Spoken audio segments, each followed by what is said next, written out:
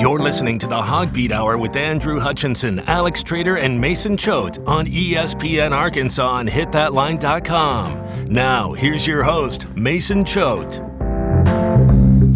All right, welcome into the HawgBeat Hour. I'm your host, Mason Choate. The first segment today, we're going to be talking basketball, but before we get to that, we're brought to you by CJ's Butcher Boy Burgers, the best burgers in the entire world. They are amazing.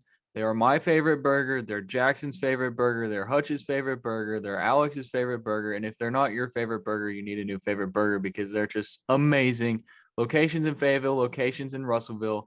Go to CJ's, get your burger there. If you're craving burgers and fries, don't go to any other business. I'm not going to mention any other business names because CJ's is the best. So go to CJ's. And now that we got that out of the way, now we have to talk Arkansas basketball. Lost the SEC opener to Mississippi State, 81-68 in Starkville. So for that, we're going to bring in JC Hoops, Jackson Collier. Jackson, I don't want to get to the nitty gritty, all the little details. So let's just start with your basic, takeaways from this game against Mississippi State. What did you see and what were you disappointed in? Mason, I was really disappointed in a lot. 17 turnovers, first off, never good. That's the most turnovers this season so far for the Razorbacks. On top of that, you really didn't get any sort of offensive flow. There was no offensive identity. There's a little bit early on in the game, but outside of the first 5 or 10 minutes, when Arkansas was hitting a couple threes and really working on the drive and kick action, they were just doing dribble handoffs and then for the rest of the game and really didn't get anywhere.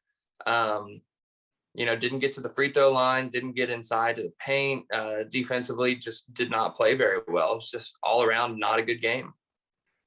Before the game, there was news that came out that J.D. Note and Chance Moore were out with illness and that Kamani Johnson would be suspended indefinitely. We had heard rumblings about illnesses. I didn't know about the Kamani thing. Now I know all about it, and I feel sorry for the guy, but sometimes stupid decisions, you got to deal with the consequences. So that's a big loss for Arkansas and Kamani based off of the Elon game. We saw a guy that made a big difference in that game. But Arkansas didn't have J.D. Note, their leading scorer against Mississippi State. I want to ask you, if Note is there, do you think Arkansas maybe wins it, or at least it's a little bit more competitive? Part of me wants to say yes, but at the same time, it's hard to necessarily full on commit to that because what JD does bring to the table is a lot of scoring. But this season, he's also kind of struggled defensively. The offense kind of gets tied up when he's there because he is the clear and away best scoring option. Early in the game, it looked like it was kind of a blessing in disguise because more guys were getting opportunities. You had the ball spreading around and good ball movement, but then that died after just like 5 minutes. So I really don't think having JD there would have it would have been the same for probably 30 minutes where there was no ball movement, and maybe he could have moved the ball a little bit more. But at the end of the day, he's your leading scorer, so I think it could have been at least a little bit closer. But I still don't necessarily think that he alone would have led to a win. So the first half, let's just start with the first half. It was neck and neck nearly the whole first half. I don't think any team got out to more than a 3-point lead at any point in the first half. And in the second half, Mississippi State came out and just really ran away with it. And, Arkansas brought it close. At one point, I think there was like 14 something left in the second half, and it was a 3-point game. And then Mississippi State really pulled away there and just kind of took it home. But do you think it was more of Mississippi State was just scoring well? They were playing great basketball on offense, or Arkansas just could not figure out how to stop them on defense, as we've seen the Hogs do with other opponents this season? I think it was the latter. Arkansas just has some major issues defensively this year. They have not been able to consistently stop drives. They're overhelping on defense, and that led to some open threes. They only allowed 29.6% from the 3-point line, but Mississippi State doesn't shoot a ton of threes. And they were in the high 30s for most of the game until late. But at the end of the day, they still got the free throw line a lot. They drew fouls, they got offensive rebounds, they got second chance possessions, they forced turnovers. But all in all, just defensively, there are some major issues that I don't know what needs to be done to fix them, but they are not getting fixed anytime soon. It doesn't look like.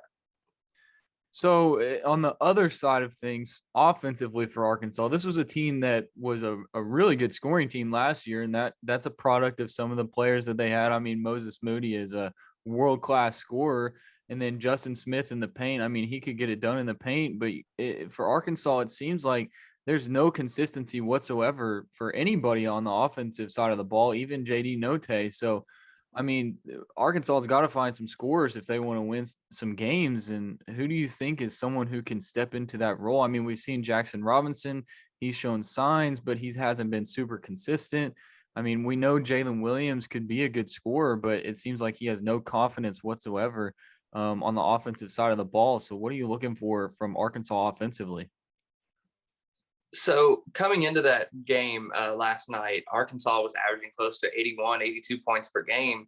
But a lot of that was even coming from the free throw line. They were close to tops in the country and getting to the free throw line 23, 24 times per game and shooting really well. You know, Chris Likes is kind of the guy who gets to the line the most and converts from the free throw line. So I think moving forward, you obviously hope that whenever JD Notae comes back, he can come back and kind of carry on what he was doing against Elon and against Hofstra, because he was shooting the ball well against both of those teams. So you kind of hope that he is still shooting the ball well and being more consistent offensively. You got to hope that Chris Likes is still being able to score and still get to the line and convert from the free throw line. And you got to hope that guys like Devontae Davis, they're putting up points and Devo especially. I think against Hofstra, he took way too many shots, and then against Elon, I don't think he attempted a shot. So he needs to find a middle ground. I think he did that against Mississippi State. I think he ended up with 15 points and maybe 9 field goal attempts or something like that. And that's a nice happy medium. But those three guys really need to establish some sort of consistency. And outside of that, guys need to buy into their roles. Stanley Moody came on and scored 19 points last night, which tied his most as a Hog. But that was in the absence of JD Notae, obviously. He's got to be able to accept a role of, maybe I'm just going to be this low block scoring threat.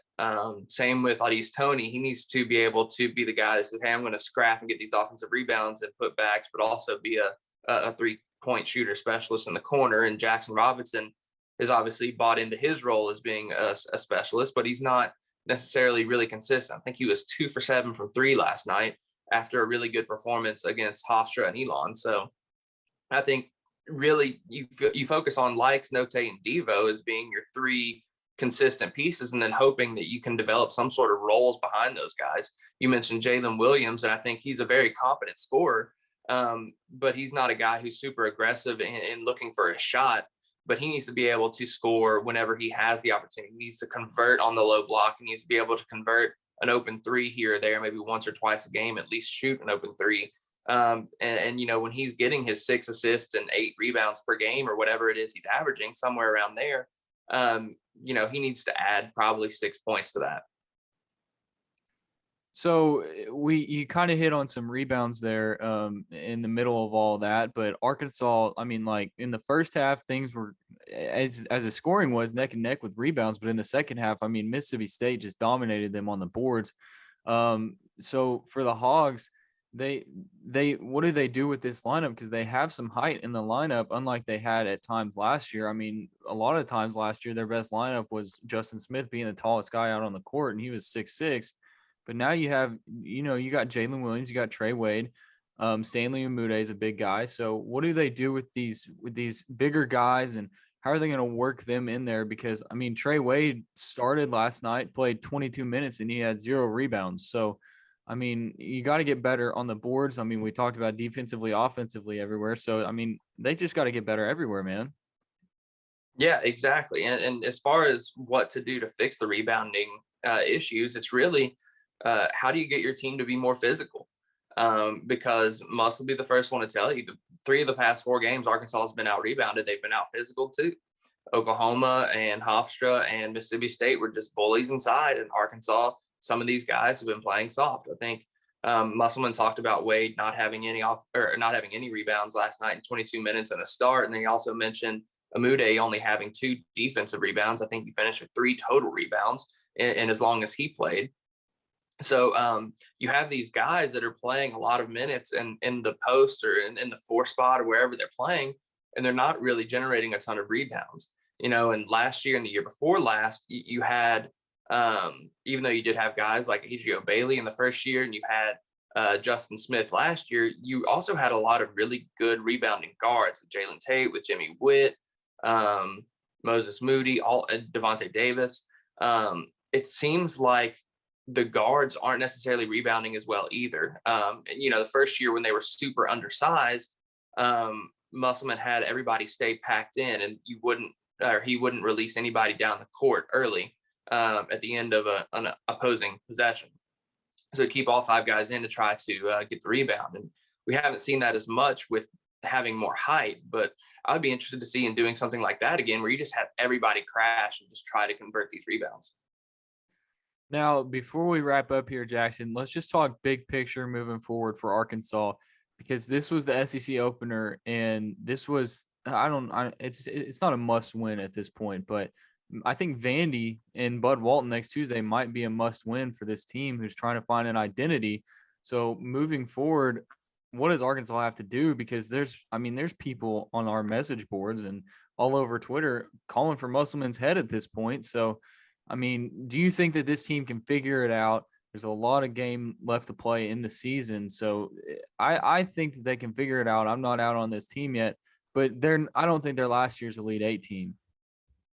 Oh, I completely agree with what you just said. It's one of those things where I do agree that Vandy is a must win at this point, because you lose on the road in your conference opener, and the Mississippi State loss isn't going to kill them as far as tournament resume and tournament hopes. But a Vanderbilt loss at home would. That would be extremely detrimental, and they have to pick up some wins that are much less likely, like a road win at Alabama or something like that, to make up for it. I released my conference record predictions, and I had them losing Mississippi State, and I also had them starting 8-2 in conference. And I think at the bare minimum, they have to start conference play 8-2 to have a chance to make the NCAA tournament, because those are a bunch of weak teams in there. You have Vanderbilt, you go, I think, to Missouri, to South Carolina. You have some of these weaker teams that you get the benefit of playing on the road, because number one, that helps with the net ranking for the game, being a road win if they do pull those games off. But also it's just nice to have some weak gimme games to try to establish some sort of rotation, establish some sort of identity, and establish some roles. But moving forward, really just need to take advantage of any opportunity. But at the end of the day, it's still SEC play. Nothing is guaranteed. So they still have to come out and expect to fight, expect to have a tough matchup against these teams. And Vanderbilt's got some really good guards like Scottie Pippen Jr. And Arkansas has struggled against very good guards. So it's not going to be a for sure win, but they really do need to try to come prepared and come with some fight and take a win and move from there and take it one game at a time. Well, Jackson, thank you for joining me today. Hopefully Arkansas gets it figured out. This is a team with a ton of talent, and they just got to work together and find their identity as a whole. And hopefully they figure that out against Vanderbilt and moving forward. But moving forward here on the podcast, we're going to talk about the Outback Bowl. We're going to bring Andrew Hutchinson, Alex Trader in. We're going to talk with a Penn State expert and get you set for Saturday's Outback Bowl against Penn State. You're listening to the HawgBeat Hour with Andrew Hutchinson, Alex Trader, and Mason Choate on ESPN Arkansas and HitThatLine.com. Now, here's your host, Mason Choate.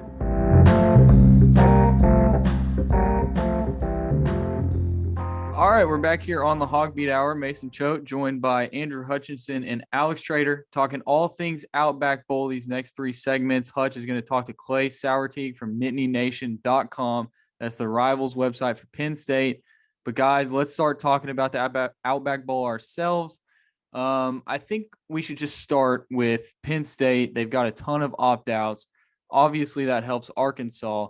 They lost their biggest guy on offense, and they've lost really all of their best defensive players. So Arkansas's lost two good ones in Traylon Burks and Trey Williams, but I would say that it bodes well for the Hogs when Penn State loses a lot of their best players. Yeah, I was actually checking out the Penn State message board earlier today, and the fans were like, well, who all is opted out for Arkansas? And someone let them know it was just the two guys. And they're like, well, how in the world are we still favored in this game? I don't know what the line is sitting at right now, but Penn State for the longest time has been the favorite in this game, but they are missing everybody. You mentioned Jahan Dotson, their star wide receiver. I mean, he's a guy that's mentioned along the likes of Traylon Burks as a potential first-round draft pick, just a really good offensive player. He's been their top offensive weapon. And then the defense is just totally depleted right now. I mean, everyone knows about Brisker, the safety. I mean, he's an All-American. He is officially opted out. It's one that we've known for some time, but didn't become official until this week. Their top two linebackers have opted out. Their top defensive end, I think he's like an all Big Ten defensive end, has opted out. And then there's a couple other guys that are kind of mysteries right now. I think they've got a defensive tackle that they're not 100% sure if he's going to be available. He may have opted out, that he hadn't been spotted at practice. I think they may have a corner that his kind of status is up in the air. So they have a really good defense, statistically speaking, but it's not going to be the same defense that they've had all year based on all these opt-outs. And I think they've also got an injury on the offensive line that's causing them to shuffle things around. So it's going to look like a completely different team than what we've seen during the regular season. Alex, you've watched more Penn State football than any of us, I would think. So I look at the Penn State, their stats from each game, wins and losses, and it's really just Sean Clifford and Jahan Dotson, and that's it. Like, they don't run the ball that much. They have a couple other receivers who get some catches, but like, you look at it and Dotson's averaging 10 catches a game. He's their whole offense. It's kind of like KJ Jefferson and Traylon Burks for Arkansas, except for Arkansas can run the ball. So, I mean, what are they going to do without Dotson? Because I know that you've said in the past that if there's no Dotson, then Penn State's probably not going to put very many points up. Yeah, except Arkansas can run the ball, and KJ Jefferson can really throw the ball very well. You haven't quite seen that same consistency with Sean Clifford. Penn State, when you think about them, you usually think about a running team, and they just don't have that this year. Kevon Lee and Noah Cain, neither of them have stepped up. Noah Cain actually had a really, really big season a couple years ago, and people were just been waiting for him to break out since. It just never happened. I think with those guys opting out on defense, it's going to be really, really tough, especially those front seven guys, to contain what Arkansas is able to do on the ground. And then you kind of neutralize losing the best player on your roster in Traylon Burks when they lose a top X safety in the country. And it's going to make it, it doesn't neutralize it, because it's really, when you lose a guy like Traylon Burks, it does make it tough to go out there and stick to your game plan and do what you've done all season to be successful. But losing a guy like Jaquan Brisker does help soften that blow a little bit.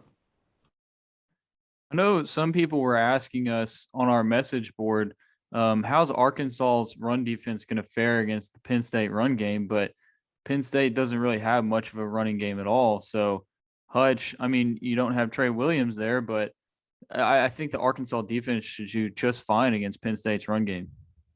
Yeah, I mean, like Alex was saying, when you think of Penn State, you think of a really strong rushing attack. I mean, maybe that's just because they're in the Big Ten, and usually those really good Big Ten teams, Wisconsin, Iowa, those teams like to run the ball, and they just haven't done that. I mean, they're averaging barely 100 yards a game. They're, I want to say, bottom 10 or 15 in the country in that category, averaging just barely over 3 yards a carry. Very un-Penn State-like, very, very weird. I was very surprised when looking at those stats the other day. So I think Arkansas should be able to fare well against this offense. I feel like they've done a good job whenever they faced a one-dimensional offense. They have success against Mississippi State. Yeah, they give up a bunch of passing yards or whatever, but they find a way to win. You've seen them have success against teams that only run the ball. Like against Texas, they did a a really good job. That was a run heavy offense. So I think that the defense is going to be okay without Trey Williams. I'm a little bit nervous that Sean Clifford, while he isn't a superstar quarterback, whatever, I feel like he's kind of comparable to like a Bo Nix. I think one of the players, maybe Grant Morgan or something, kind of made that comparison the other day in a press conference that he's been there for a while. He's like a third year starter, maybe fourth year, something like that. He's been there a while, and he doesn't have the most impressive stats, but he's had really good games and he's had really bad games. And we saw what Bo Nix did to Arkansas this year, made him look like a Heisman candidate. So you worry about that a little bit, especially if you don't have a guy like Trey Williams getting pressure on him and he has all day to do whatever he wants. But still, I think Arkansas is going to be okay and do just enough on the defense to, to not really make it hurt them too bad. I think they're going to be okay. Anxious to see exactly how they fill those snaps from Trey Williams. Is it going to be Zach Williams? Is it going to be Eric Gregory? He's a name I've heard mentioned quite a bit from teammates. He's a guy capable of playing defensive tackle or defensive end. Jashad Stewart, he's shown flashes. He had the big tackle against Auburn that should have been a forced fumble but wasn't. So I think there's some guys that have potential, especially some younger guys. Eric Thomas is another one, but it's going to be interesting to see how they fill those snaps because Trey Williams played a ton on that defensive line. Well, let's talk about Arkansas a little bit here. Tyson Morris was a late arrival to bowl practice down in Tampa. Hutch, just explain that situation with Morris. And I mean, obviously without Burks, Arkansas needs all the help they can get with pass catchers. Yeah, it was kind of weird that he wasn't there whenever they opened up practice on Monday. They asked Sam Pittman about it. And of course they were like, is it COVID related? And he said, well, I can't really comment on it. That's, privacy and all that kind of stuff. But I based off what I've read, I think the Arkansas Democrat-Gazette reported that he had the flu. This day and age, you always worry about, is it COVID, whatever, because then it could affect his teammates. But they sounded confident that he was going to be able to join the team. And then I saw Wednesday morning, he was out there at practice. University even shared a little clip from practice of him catching a pass in a drill. So he looks like he's back in full go. And as you said, that's a vital piece to the team this year, or for this game, because Treylon Burks isn't there. You need guys to catch the ball. And while I know everyone's excited to see what Keytron Jackson, the true freshman, can do, what Warren Thompson, he's a guy that's going to be back next year, can do. You still need those super seniors like Tyson Morris, like Davion Warren, to have big games, because you still need to be able to move the ball and try to win this game more than just using it as a stepping stone for 2022 for guys like Warren Thompson and Keytron Jackson. Alex, I know you've talked about this in the past, but I want to bring it back up. Arkansas, do you think that they're going to run the ball more or throw the ball more? I feel like they're probably going to run the ball a little bit more, but you know more about the Penn State defense than we do. How can Arkansas exploit their defense, especially without them missing a lot of key players? Yeah, I feel like if Kendall Briles doesn't have like a 70-30 run heavy offense lined up, then he might need to reevaluate that a little bit. This is a team that gave up 357 yards rushing to Illinois. Illinois is not good. They ended up, being in that bowl eligible discussion because they of the Texas A&M opt out, but that's just not a very good team. And when you lose that game, it does bring questions. And when you get losing that way, where they're just running it down your throat and you know that it's coming and you just can't stop it, that's what's dangerous for a defense. And not only did that happened with their best players in the lineup. So take those guys away and you're really, really struggling to find a way for them to stop the four-headed monster that Arkansas is going to be able to bring. And then, that does take some pressure off of KJ dealing with guys that maybe aren't his number one target. You'll be able to kind of, hey, run, play action here. Warren Thompson's wide open. Davion Warren's wide open. But I think you have to run the ball to set up the pass, and you have to do it pretty heavily if you want to be able to take advantage of the deficiencies that Penn State's dealing with. Guys, do you think that there's anything to the competition level in the SEC and Big Ten? Because you always talk about we always talk about how SEC competition is better than other conferences. Maybe that's a little bit of bias we have, but you look in the SEC as of today is 0-4 in bowl games. I feel like Arkansas has a little bit more to play for because they haven't been in a bowl, but is the competition level really that different? Yeah, so you're getting ready to get two vastly different answers, I'm sure, as someone myself who grew up in SEC country his whole life, and Alex, who is from Big Ten country. But I always think that the bowl season has always been vastly, overrated, or people put way too much stock into it because it's all you get weird matchups. You get, some of the worst SEC teams that are bowl eligible, that are 6-6, like, Auburn playing, a really good Houston team that was ranked, in a Birmingham Bowl or something like that. So the motivation's always different. You got teams opting out. I mean, even Arkansas, if they go out and spank Penn State, does that really say much? Because Penn State had so many pieces opting out of the bowl game on defense. So can you really put too much stock in that? I don't know, but I do believe the SEC is the superior conference. I believe that based on, obviously there's Alabama, but you also get teams like LSU or Georgia or, Florida whenever they're good, or, teams that can come up and compete for national championships year in, year out. Plus, just look at the NFL draft. I can't remember how many years in a row it's been now, but the SEC has produced by far more NFL draft picks than any other conference. So I do believe that the SEC is superior, but I don't know if it's necessarily like, okay, the SEC is, like the NFL, while the Big Ten is high school level, which is what some SEC fans probably think. But I do believe the SEC is the better conference, and I think people put way too much stock into the bowl record. And I say that when the SEC goes 7-1 in bowl games, and I'll say it even when they're 0-4 like they are right now. Yeah, I'm glad you hedged a little bit on that last point, because it is just crazy to me as I don't understand the SEC crowd, just because I don't root for any team in the Big Ten. I don't want anyone except the team that I grew up watching to do well, and that's kind of just how I am. So when I hear SEC, and then you see a game like the Florida game, and it's they just didn't care. That's kind of frustrating, because it's like, well, if they just don't care when they lose, then what's the point of even going to the game? I think there are years. Last year, probably the SEC was significantly better than the Big Ten. And a couple of years ago, I think you saw the Big Ten might have honestly probably been a lot better than the SEC, maybe, or not a lot, but might have had the edge. And you see that kind of back and forth every now and then. I think this year you're looking to where the SEC might just be a little bit top heavy. You've got Alabama and Georgia, who are two very, very good teams. And then throughout the rest of the conference, you're seeing Mississippi State, who was ranked in the first college football playoff poll, ended up losing to Texas Tech, and losing badly. It wasn't ever a game. Auburn lost to Houston.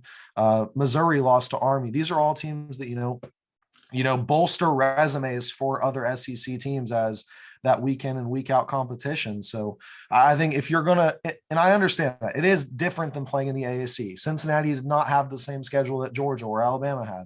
But when you're looking at Big Ten teams, I think, those two really should be considered the top dogs in college football, and for good reason. They've proven it time and time again that they have that top level of competition. I usually like to look at the Big Ten East versus the SEC West, because those are far and away the best divisions in each conference, and those are usually pretty comparable. They match up very, very well in my mind.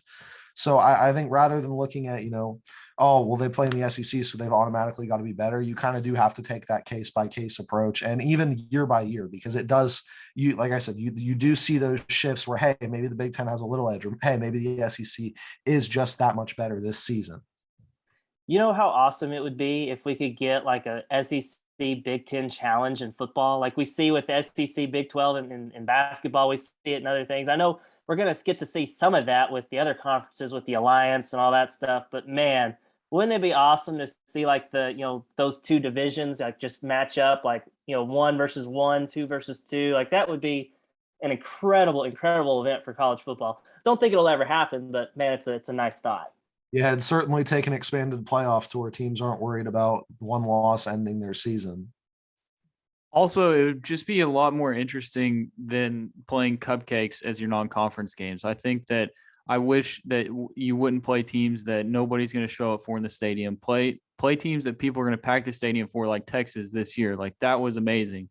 But we're going to put a pin in this for now, and then we're going to talk about it later because up next, Hutch is going to talk with Clay from NittanyNation.com. You can learn everything you need to know about Penn State, and then we'll give our score predictions later. We'll talk a little bit more about SEC Big Ten, and we'll get you set for the Outback Bowl.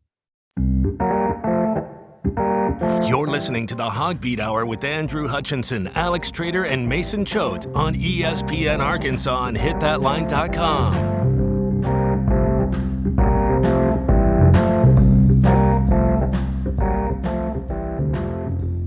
Welcome back to another edition of Know the Foe. I'm Andrew Hutchinson, the managing editor of HawgBeat.com, your Arkansas site and the Rivals Network. After more than a month off, the Hogs are back in action this weekend, taking on Penn State in the Outback Bowl down in Tampa. That means it's time once again to go behind enemy lines for some insider perspective on the upcoming game. Clay Sauerteig covers the Nittany Lions for NittanyNation.com, the Penn State Rivals site, and was kind enough to give us some time today. Clay, I appreciate it. How are you? I'm good. We are currently getting quite the downpour of snow in central Pennsylvania as we speak. Talking to you here the day after Christmas on December 26th, so we're about 5-6 days out from the game, but otherwise can't complain. Well, I won't bother you with how wonderful the weather is here in Arkansas, 60, 70 degrees. But aside from that, so down here in SEC country, I know many of our readers haven't really closely followed the Big Ten. So we'll kind of start off with a broad question. Could you kind of sum up the Penn State season this year, and did it exceed or come up short of expectations for 2021? It was really a tale of two seasons. Obviously, they started 5-0, headed to Iowa City, ranked number 3 in the country. Halfway through that game, for anybody who saw that game, we're up, I believe it was 17-3 or 21-3. Sean Clifford goes down, that falls apart.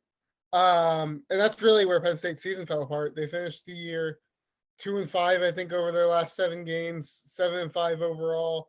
A number of close games. Probably should have beaten Michigan after going up late.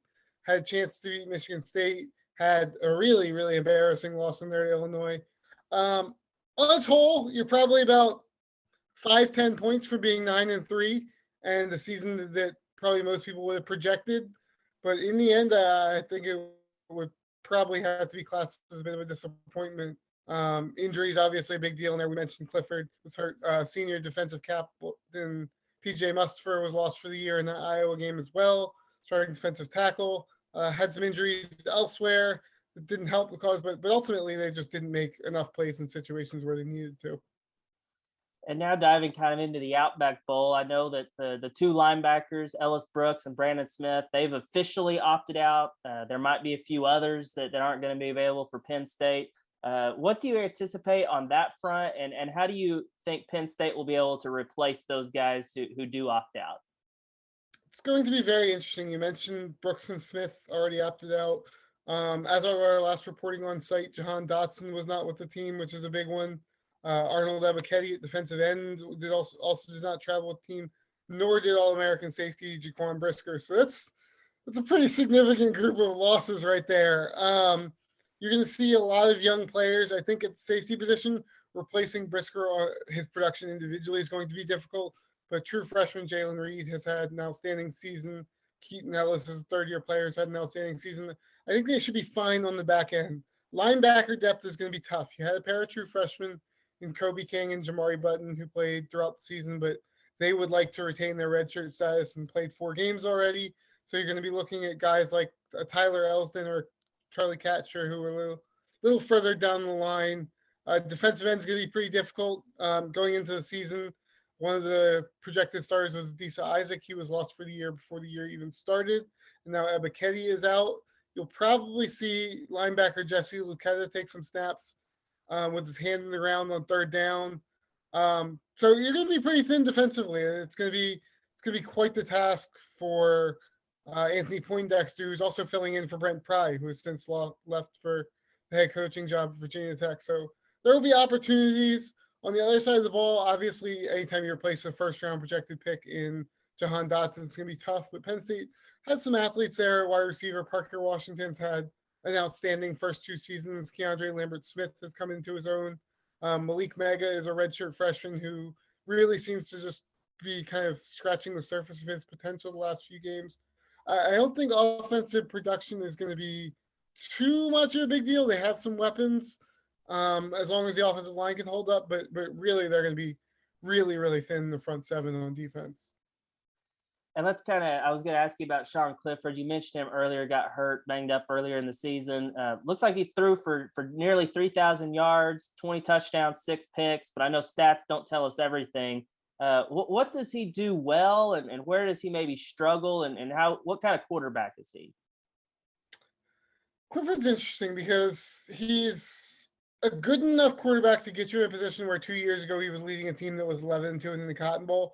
Whether he's good enough to get you over that threshold, we've yet to see. He's had some really, really bad down moments. His 2021 season was really tough. He's now on his 4th offensive coordinator, going from Joe Moorhead to Ricky Ronnie to Kirk Shiraka for a year, and now Mike Yursich. He started off the season very well before being injured.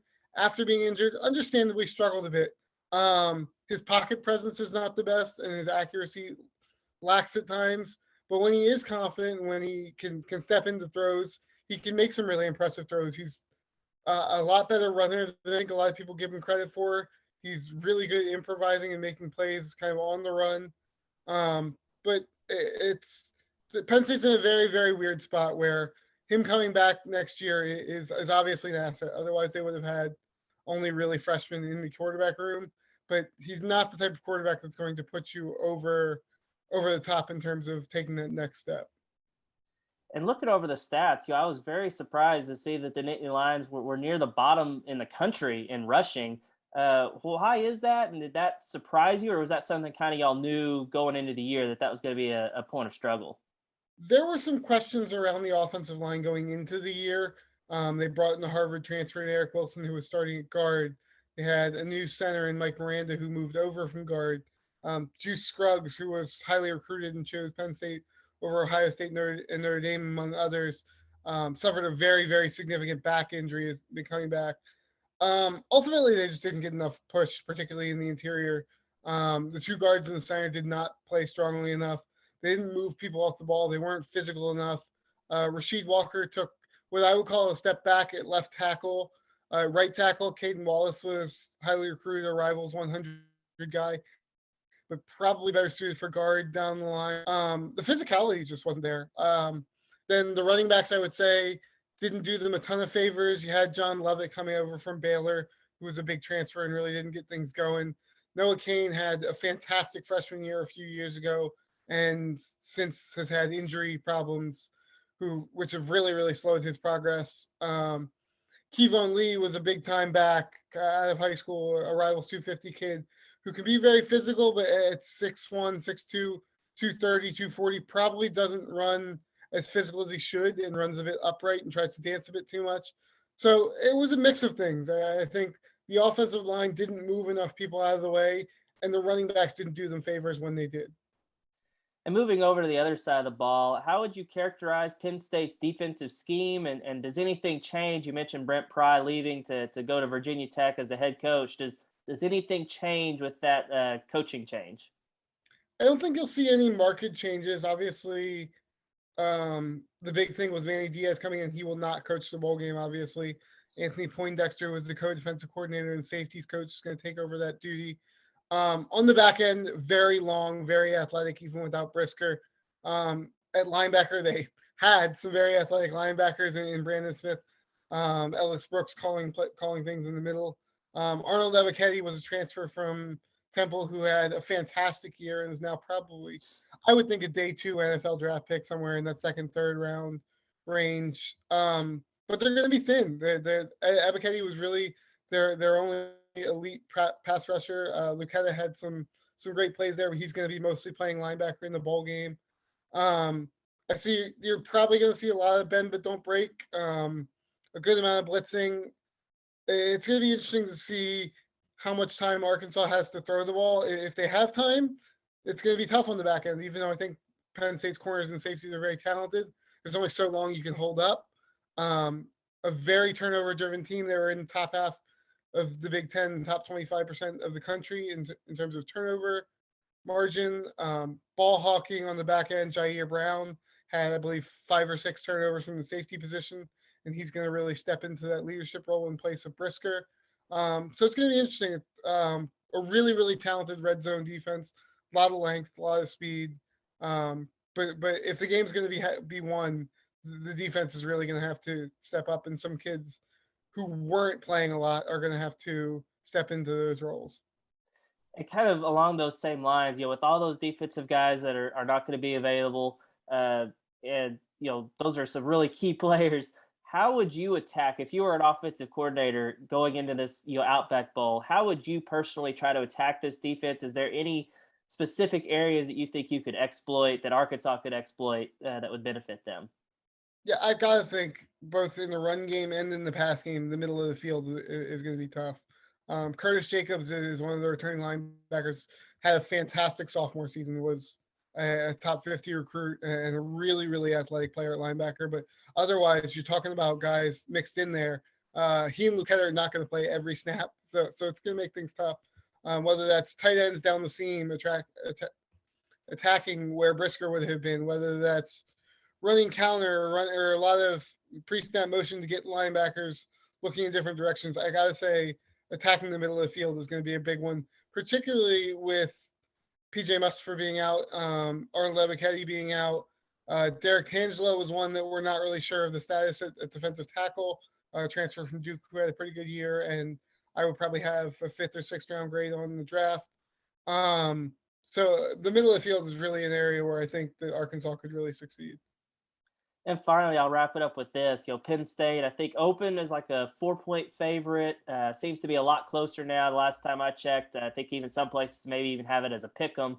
You don't necessarily have to give a prediction here, but I'm curious how you kind of see this game playing out. I was one of the rare few that liked the Hogs even before all the opt-outs. Now, there was a little bit of inkling that the players wouldn't play, and I'm sure that was the case on your end as well, in terms of having a feeling that certain guys would or wouldn't at this point. I think right now I like Arkansas. I still think it'll be close. I think there's an element of pride there that they won't let Penn State get blown out. But I could see something in the 30-24, 30-27 range there. Well, that's all I have for you, Clay. Thanks again for giving us some great insight on the Nittany Lions. And as a reminder to everyone listening, that kickoff is scheduled for 11 a.m. Central on Saturday, New Year's Day, and the game will be televised on ESPN2. And if you're watching this on YouTube, be sure to hit that subscribe button so you can always see these Know the Foe interviews, as well as press conferences, practice clips, recruiting videos, and much more. And as always, be sure to check out HawgBeat.com for our coverage of all things Arkansas. You're listening to the HawgBeat Hour with Andrew Hutchinson, Alex Trader, and Mason Choate on ESPN Arkansas and HitThatLine.com. Now, here's your host, Mason Choate.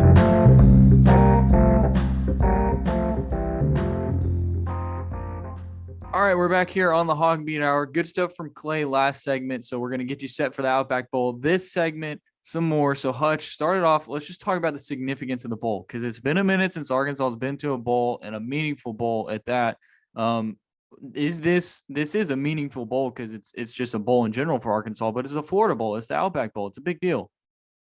Yeah, I mean, throw on the fact that it's on New Year's Day and it's the first game. It's the first game of 2022. That was a thought that dawned on me this morning, was that, it's going to be the first game college football fans across the country get to see in the new year. So it is definitely a big deal. I know we were talking about it a couple of segments ago about, how, Florida just didn't care, so that you shouldn't think about that. Well, you're not going to be able to say that about Arkansas. Arkansas cares about this game.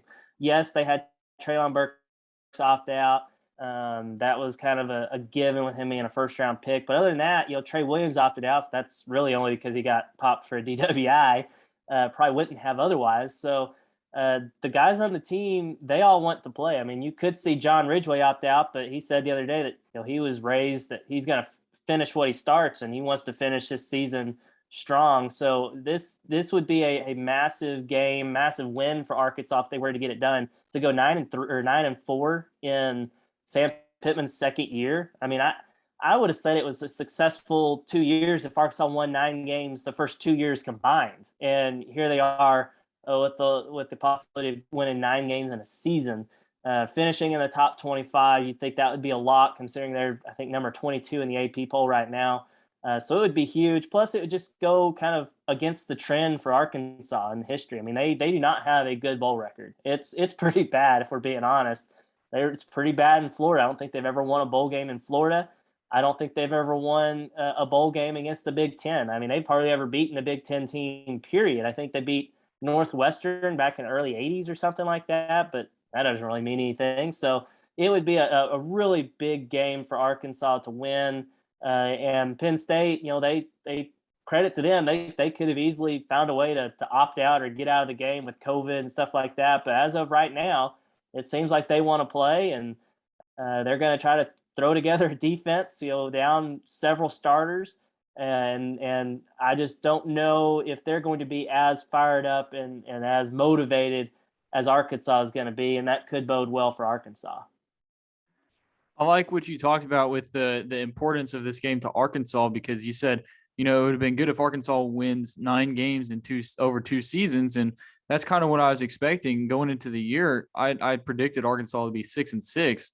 And here they are, 8-4, exceeding all expectations. And the big thing is this bowl game does mean a lot to them, because it's something that a lot of these older guys, like you think of a Grant Morgan, that this is their first bowl game to play for Arkansas. And it's a big deal, and Arkansas wants it bad. Now, Alex, how bad does Penn State want it? Because, I mean, they were like 11-2 just a couple of years ago. So I don't know. I'm not in Penn State's locker room. I don't know what they're thinking, but maybe this game means a little bit more to Arkansas than it does to Penn State. Yeah, I think that's certainly fair to say. Penn State, just based on what they've done in recent years, is used to playing for Rose Bowls. They don't usually win the Big Ten. They did once, but it ends up where they end up in the Rose Bowl a lot, and they get there, and that's it's the granddaddy of them all. And it is a significant situation to be in. And the Outback Bowl is great. It is a New Year's Day bowl. It's you get to play in Florida. It's great, and it's a great setup for them to be in, especially after the season they had where they really haven't done what was expected of them. But I saw chatter even on the Penn State board today where, hey, would our guys still be opting out if this was the Rose Bowl? Would they be doing this? Would they be doing that? And that's, I think, a college football problem. I don't think that's it's Arkansas, so we're not going to get suited up for it. I think that's a college football problem where you have to put some emphasis on, maybe I saw talk that maybe some bowls will be paying an MVP just because, it draws them in and makes them want to keep playing. I think that's a good idea, but I think, with NIL, you'll see some guys sticking around just because that's what their deals want. But there does need to be a little bit more change to help keep the motivation in there, because seeing a full strength Arkansas, full strength Penn State game would be great. It'd be a great matchup this season. And now I think it does skew a lot more one way. Yeah, no, I definitely agree with you there. I think that's one thing that it could be a little bit disappointing, because it's like you want best on best. That's good football, but you're not really going to get that, especially from the Penn State side. And I think part of that, kind of how I set up this question, is because maybe Arkansas wants it more, especially your older guys. And Hutch mentioned John Ridgeway. He wants to play in this game and finish what he started. But we kind of have to hit this just real quick with all the cancellations. I mean, we saw the UCLA NC State situation. That was just terrible. But Hutch, I mean, as of now, we're not worried about anything happening. It would just be horrible if something happened, but I think we're confident with both teams down there that the game is going to be played. As of right now, I believe, yes, we are confident it's going to happen. I mean, there's always that little bit of concern just because of the era that we're in. I mean, this is the era of COVID. You never know when it's going to happen. There's games that have been canceled a few hours before kickoff. I hope that doesn't happen. I'm going to be very upset if I get in a plane on Thursday and the game gets canceled while I'm in the air. News typically happens to happen whenever I'm in the air. So hopefully that doesn't happen. And the game gets played and we get to see, Arkansas versus Penn State, even if the teams aren't at full strength. I mean, I would have loved to seen Treylon Burks and Jahan Dotson on the same field. That would have been incredible. But I'm just wanting to see a football game at this point. Yeah, that's exactly what it is. You just want to watch the football game, and for most of our listeners who are Razorback fans, you want to see Arkansas win a bowl game. I mean, how awesome is that Arkansas is finally in a bowl game after those 2 years that you don't want to talk about anymore? Here you are, you're in the Outback Bowl on New Year's Day. So guys, let's talk about the Outback Bowl. Let's talk about our predictions here. Alex, I'm going to let you go first with your score prediction, and then we'll also have a score prediction story going out. Probably Friday, maybe Saturday morning. We'll figure that out. But Alex, go with your score prediction. Yeah, like I said before, I think coming into this game, when you hear the matchup, you're like, oh, shoot, that's going to be awesome. You've got a great defense against a very potent Arkansas offense. The matchups work out really well. Now I think Arkansas really does have every advantage in this matchup that you could be looking for. You lose your best receiver and boom, they lose their best DB. It just makes it really tough. Your strength is running the ball. They lose their almost their entire front seven. I think, like I said before, Kendall Briles needs to make sure that they're very run heavy in this game. You should be able to stop the run on the other side because you're not going against Alabama. You're not going against Georgia. You're going against a team that really has struggled all season to move the ball on the ground. And without Jahan Dotson, they may struggle to move the ball through the air. I'm just really not sure how they're going to put points on the board. And even if Arkansas doesn't go nuclear in this game, I think they'll be able to do enough to probably come away with a fairly significant win. No, I agree with you there. You talk about the opt-outs. You talk about, Penn State loses their best DB when Arkansas loses their best receiver. Well, Penn State also loses their best receiver, and Arkansas keeps their entire secondary. And then, a guy like maybe Traylon Smith in the Arkansas backfield, he could have opted out or chosen to do whatever he wanted, but he's there. Arkansas has their full backfield. Arkansas wants it more. I've mentioned that many times, but I think Arkansas is going to win this one big. I think at least 2 touchdowns. Arkansas is going to win it by. Hutch, go ahead and bring us home. Yeah, I just know Arkansas's bowl history and their history of playing Big Ten teams. I think we're in for a lot closer of a game than what some people expect. I mean, on paper, you look at it and you think, oh, well, Arkansas should blow them out now that they don't have anybody left on defense. But I think it's still going to be a decently close game. I think Sean Clifford is going to go out there and have a game a lot better than people expect. I don't know if it's going to be quite, Bo Nix level like we saw from the Auburn quarterback this year against Arkansas, but I do think he's going to have success. He's going to keep them in the game, but I do see Arkansas kind of controlling the clock, controlling the line of scrimmage, running the ball. KJ Jefferson, I think, is going to get involved in the run game, and maybe we see his first 100-yard rushing game. I know that's kind of what I'm looking forward to doing because I've got some stats lined up for that, but I think that's kind of how it's going to play out. I think Arkansas wins this one. Maybe by a touchdown. I could see them winning by 10, but I think it's going to be a 1-possession game that they just kind of, clinch as they grind out the clock in the fourth quarter. Well, there you go, Hutch. You're welcome. Alex and I will take the flack for being homers. We let you take the closer pick. So, well, thank you guys for listening to the HawgBeat Hour. Arkansas plays Penn State, 11 a.m. ESPN2 on Saturday, New Year's Day. Thank you guys for listening to the HawgBeat Hour. And have a good weekend. You're listening to the HawgBeat Hour with Andrew Hutchinson, Alex Trader, and Mason Choate on ESPN Arkansas and HitThatLine.com.